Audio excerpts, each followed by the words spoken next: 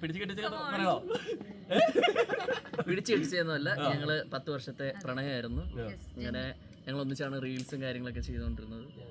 ഇപ്പോഴും അങ്ങനെയാണ്. അപ്പൊ ചേട്ടന് ഇപ്പൊ എത്ര വയസ്സ്? ചേട്ടന് വലിയ പ്രായം തോന്നൂല. 27 കഴിഞ്ഞുള്ളൂ. അപ്പൊ 10 വർഷം പറയുമ്പോ 17 2015 ഞങ്ങൾ ഇഷ്ടത്തിലാവുന്നത്. 3ാം ക്ലാസ്.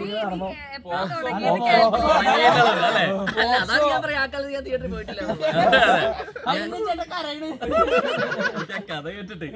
അല്ല, ഞങ്ങള് ഓൾറെഡി 2015 ഇഷ്ടത്തിലായി. പിന്നെ ഈ പറഞ്ഞ കഴിഞ്ഞ നവംബറിലായിരുന്നു കല്യാണം.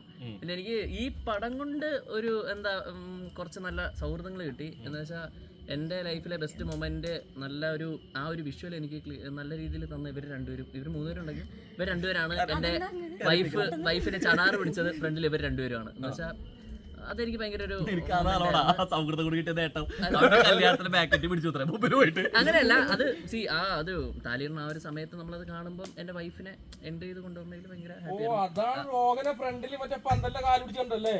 അതാണ് അവനെല്ലാവരും വിചാരിച്ചു സ്റ്റേജിൽ വരുന്ന കരഞ്ഞത് കല്യാണത്തിന്റെ മൊമെന്റ് കൊണ്ടാണ്. ഇവ കണ്ട സന്തോഷത്തില് പറയണം. അല്ല, ഇവർ രണ്ടുപേരും ഞാൻ ഒട്ടും എക്സ്പെക്ട് ചെയ്യില്ല. ഞാൻ അറിയില്ല. ഞാൻ ഇതൊക്കെ കല്യാണം താലിയിടുന്നതിന് ഒരു 10-15 മിനിറ്റ് മുമ്പ് ഇവരെല്ലാരും എത്തി. അകത്ത് വന്ന് റൂമിലൊക്കെ വന്ന് ഇങ്ങനെ സംസാരിച്ചോണ്ട് ഞാൻ പറഞ്ഞ, എടാ എല്ലാം സെറ്റല്ലേ, നിന്നെ ആരാ നോക്കണത്? ഞങ്ങൾ പെണ്ണിന്റെ വീട്ടുകാരെ. ഞാൻ പെണ്ണിന്റെ വീട്ടുകാരെ?